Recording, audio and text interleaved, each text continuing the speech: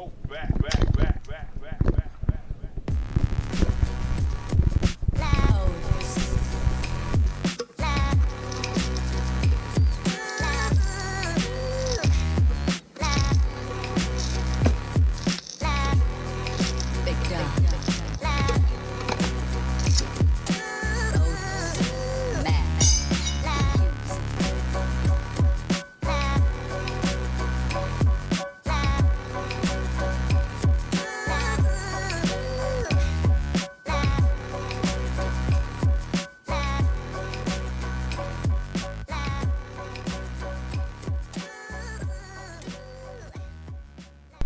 Now that's all taken care of. What is up, YouTube? How is everybody out there doing? If you don't know who I am, I'm Andy from Diablo Formula Racing here in Ephrata, PA.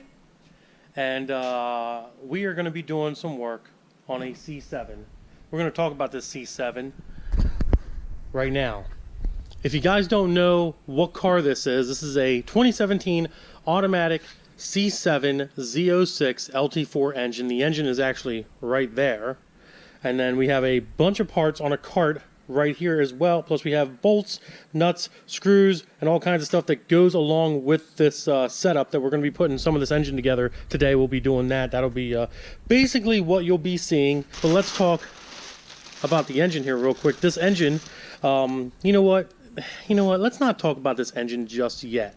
There's so much more we need to talk about first. So let's talk about this C7 Corvette here. And basically this used to be Street Speed 717's C7, as many of you guys do know, and some of you that don't, this was his old car. It was the camo wrapped 17 automatic, just like I stated. Back in the past when Mike had his 16, we built that one first, and it made some crazy numbers. It made 799 foot-pounds of torque and 770 horsepower at the wheels on pump gas, stock blower, and just bolt-ons cam, a set of K-Tech heads, nothing, not a big build, just a very, very minute build, no methanol, no E85, literally pump gas on a stock fuel system, which was pretty impressive numbers. That was done down at Keith's Pit Stop in Gettysburg, PA. He's the guy that I go to and use his dyno for all of my builds here, which are pretty, he's a pretty cool guy, awesome dude. We're actually going to be taking that C6 here, cam only C6 here, probably very soon to get dynoed down at his shop, and we're going to see what kind of numbers that car puts down as well. But this car is the 17, not the 16, and we did some work on it before. We ended up doing bolt-ons with methanol injection, and the car made some crazy numbers, something like 720 and 770 foot-pounds of torque. It was ridiculous, the numbers it was making. Then another shop ended up getting the car after we did some other mods to it, and they did a Pro Charger on the car. It made some okay numbers, not great numbers, but okay numbers, going through an automatic transmission. After a while, you know, Street Speed 717 decided, you know what, I'm just going to get rid of the car, done with it. Whatever the case may be, I'm not really sure why he wanted to get rid of it, but he got rid of it regardless, and he ended up picking up the new ZR1, which he no longer has, as a lot of you guys know as well. But in the process of doing that, another guy in the Massachusetts area ended up purchasing his car. It wasn't making the power. It just was not putting down the numbers it was supposed to put down, and he was extremely disappointed. Very disappointed in the fact that, you know, you have a big build like this. He just spent a whole lot of money, and it's not putting down any numbers. Goes to pull out a spark plug out of the head and discovers that spark plug is totally burnt off and gone. Totally not even there anymore. Number 7 in the back. The shop that he had it at ended up putting a borescope down the cylinder and seeing that the cylinder wall was scored up just a hair. Not very bad, but just enough to cause a concern on the build and the build quality. And this car here actually ended up going back down to the shop that, you know, did the work initially. And they claimed that there was nothing wrong with the engine. The engine was completely fine, completely okay. And the car was, you know, supposedly okay. And it was just a bad injector, which they then replaced and cleaned. Not really sure. But eventually the car ended up back up here at this shop. And we dug into it a little bit further to see what the complaint was all about and what was really going on with the car. And what we found was we ended up just taking the head off. We took the driver's side head off the car, and you know, there was some scoring in the cylinder wall, probably because of the fact that the spark plug broke off for whatever reason that might have been.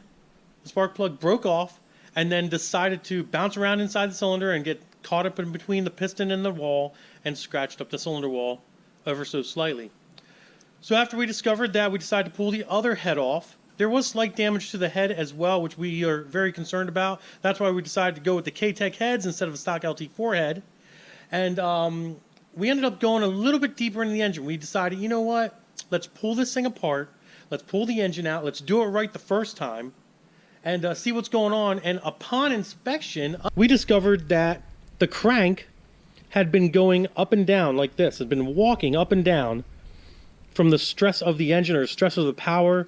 And it totally destroyed the crank. It destroyed the bearings in the engine, and it just made a big mess. So at that point in time, we decided to send the engine up to Golen Engines in New Hampshire. They completely redid the entire engine and also added some very nice K-Tech main caps with ARP studs, which is definitely going to help this crank from not going up and down anymore, which is going to be a plus for all the power that this engine is going to end up making. As you guys can see, number 7 down here, looking mighty fine, no more scoring. They ended up honing out all the cylinders, cleaning up all the pistons and the rods and making everything brand new again, and also put in new cam bearings as well, which was freaking awesome of them guys up at Golen Engines. Now at the time that the Pro Charger was placed on this vehicle, a new camshaft was introduced into the engine as well. That was a 231-242 duration with a 653-651 lift on a 116 LSA. Not a bad cam, but not something that we would have picked for this type of a build. So we ended up doing a custom grind for this setup that we think is going to work a little bit better. I'm not going to tell you the specs on it, unfortunately, because it is a custom grind. And we're going to stick that in here, and hopefully when this car ends up going to the dyno, we'll see some good gains power-wise and torque-wise. We're hoping to pick up a little bit of more torque, you know, down low with this new cam design. And it should work out pretty well. We're really, really excited about it. So basically what we're going to do at this point, guys, is we're going to set the camera up, and we're going to clean all these parts up, all these parts here, oil pan, lifter trays, lifters, all that jazz. Put that in the wash tank, clean that all up, and we're going to start assembling the bottom end of this engine. And then the next video that we come out with will be putting on the heads, the new K-Tech heads that we got, and the valley cover. It's a K-Tech valley cover, and all the top end stuff, and getting this engine ready to be installed in this C7 Corvette, which is going to be pretty freaking exciting. I'm excited to even see what this thing puts down with all the new parts that we've introduced to it. We're probably going to be running more pounds of boost as well on this setup, which will be pretty cool too. Before we get the camshaft in, we're going to be using this Permatex Ultra Slick Engine Assembly Lube. I end up liking to put these on camshafts before putting them in. It just keeps a little bit of a barrier of lubrication between the camshaft metal and the new cam bearings, which we don't want to definitely score up or anything.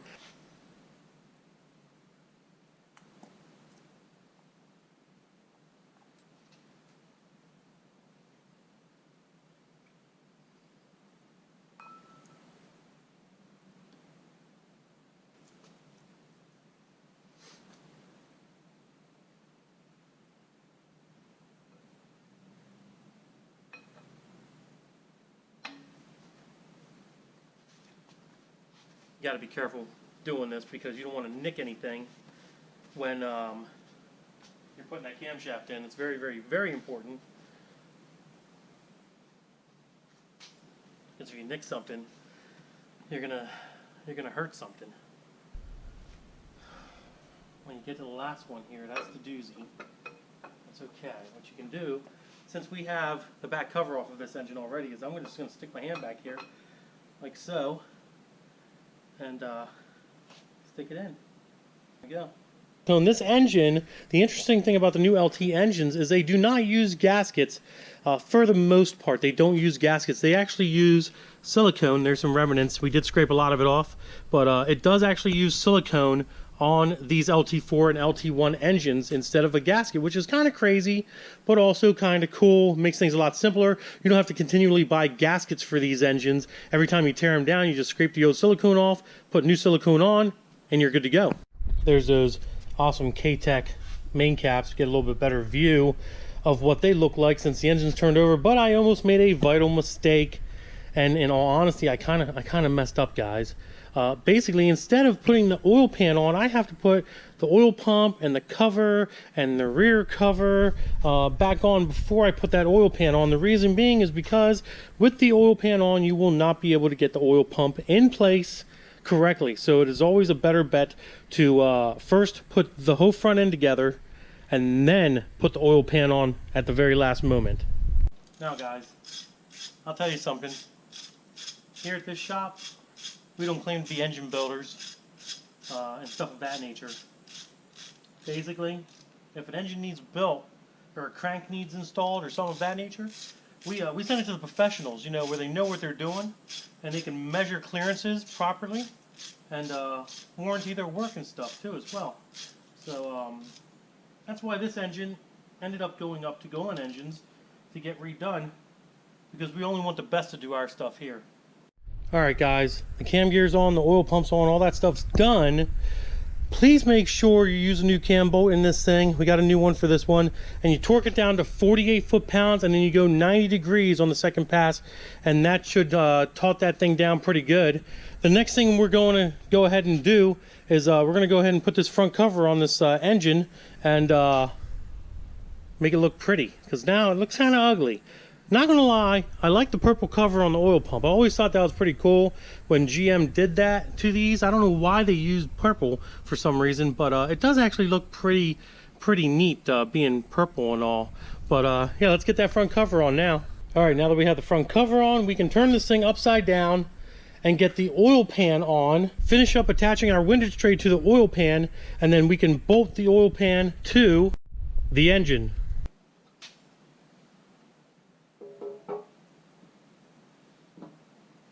Really hope everybody out there enjoys the content that I'm putting out for them. I really do enjoy making these videos for you guys. I really enjoy having everybody out there watch me and see the stuff that I do on a regular basis. It's pretty cool. I hope you guys agree, and hope you guys also think it's pretty cool stuff as well. I know I do. I've been doing it for a long time. Probably about 20 years now I've been working on cars. I don't know if you guys knew that out there or not. Started on my own. No mommy and daddy money. Nobody helped me. Just started doing it out of my little 2-car garage years ago. And here I am, working on C7 Corvettes, guys. And ZL1 Camaros. Stuff like that. So it's pretty cool to be able to do stuff like this. And have the respect of many people out there that do this as well, you know, which is pretty cool, to be honest. So here's our sensor and harness setup. We'll go ahead and slap that on real quick. Won't take too long to do, which is very nice. So that sensor goes in there. This is your cam sensor.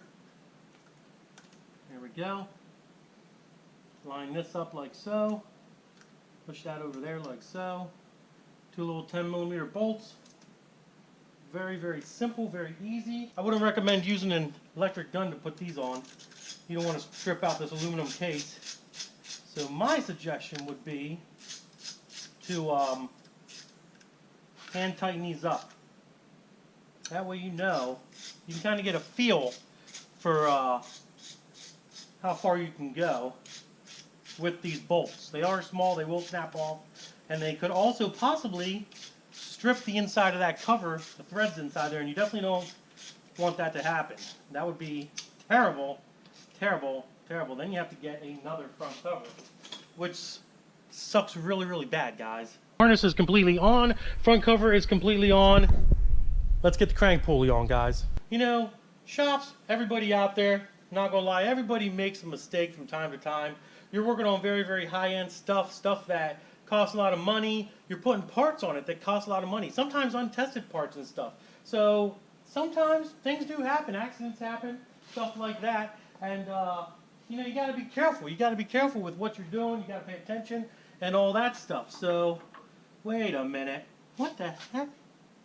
Oh, I remember this. Let me show you something here, guys, real quick. This is actually the wrong crank snout pulley. This actually came off of another car out. Let me explain it to you real quick here. As you guys can see, here is a crank pulley. I'm not going to name the brand of who this belongs to or what company it is, not a big deal. But I just noticed this is actually the wrong one. This actually came off of a 6th gen red Z01 that I remember having in the shop a while ago. And if you notice here, this actually failed. It actually cracked right here and failed, and did a little bit of damage. We ended up replacing the part for free for the customer, and then we also cleaned up the crank as best that we could with the customer's knowledge. The customer actually did know that we cleaned up the crank and we replaced this pulley for free for him. So he was very aware of that. But yeah, I kept this for a long time. It was surprising that I still have this thing. All right, guys. Yeah, I made a little bit of a mistake there. That wasn't the right crank pulley. Like I said, that belonged to some other car, but we do actually have the correct crank pulley from Innovative West here, as you guys can see, for this C7 Z06 LT4 Corvette. And you know what? We'll probably just clean this thing up a little bit, get it on at a later date. The next video we'll probably be coming out with, we got a few videos that we'll be coming out with here soon. Some good, some very good. Guess you guys are gonna have to wait and see. But the next video will be coming out is putting the heads on, the head gaskets, torquing everything down, properly on this engine for the C7 Corvette, and then we'll probably be coming out with another video afterwards talking about putting the supercharger back on and all that stuff, and fixing some of the other little things, like for example the missing dust covers, which if you guys look at this is the injector harness and injector setup for that Z06. If you guys look at this here, this goes in here like so into the head, okay? And those injector cups seal the head from air leaking in. When I took this apart, this entire side did not have any seals on it whatsoever. So basically air was literally being sucked into the combustion chamber after the MAF sensor, which is never a good thing. It makes to run a very, very lean condition, even with direct injection, guys. So we got new injectors coming for this, brand new injectors. And once they get here, we'll be doing that part as well. And we're definitely gonna make sure those seals are back on them injectors. We definitely don't want this engine to run lean at all. That would be just very dangerous, very irresponsible of us to let those, dust covers out. I don't know why anybody would do that. But other than that, guys, we're going to end this video. I hope you did enjoy it. If you did, do me a big favor. Give it a big thumbs up. Don't forget to subscribe. Instagram is Diablo Formula Racing. Facebook is also Diablo Formula Racing. Deuces, guys.